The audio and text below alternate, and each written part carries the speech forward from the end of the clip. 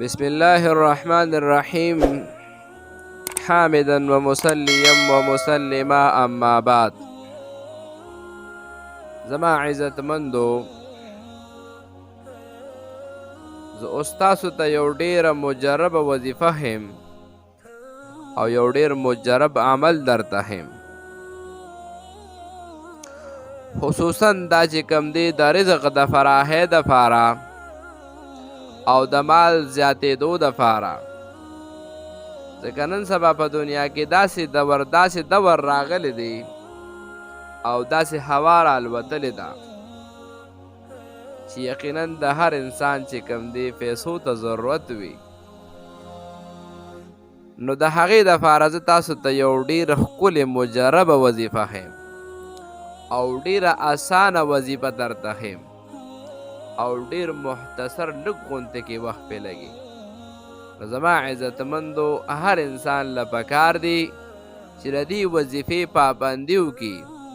او په پابندۍ سره د دې کلمې او د دې وظایفو چې کوم دی ذکر وکړي او دا په پابندۍ سره ووایي، نو انشاءالله چې هیڅ قسمه به هر کله به د سره د پیسې چې کوم دی ویښه ډېرې وي، رزق پې ډېرې، پریشاني به یې ختمه وي. نو د هغې دپاره زه تاسو ته مختصر عمل دا ښیم: د سحر مونځ نه بعد او د مازدیګر مونځ نه بعد 100 پیرې صرف د دې ټکي ورد کول، یا وهابو یا وهابو.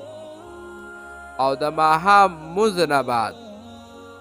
چې کله د ماښام مونځ وکړې، نو د ماښام مونځ پسې 101 فیرې په شمېر باندې برابر، کم او زیات نه، 101 فیرې الله الصمد، خو د دې نه مخکې او وروستو 3 پیرې درود شریف ویل. زما عزتمندو، د دې د برکته به تاسو خپل ځانونو ته وګورئ او خپل مالونو ته وګورئ، انشاءالله ستاسو مالونه او مزید هغه زیاتیږي، په رزق کې، په مال حال کې هم برکت وي، خوشحالي به مخه بسیاره نصیب شي. هر یو انسان دا کوشش وکړي چې د دې کلمو ورد کوي،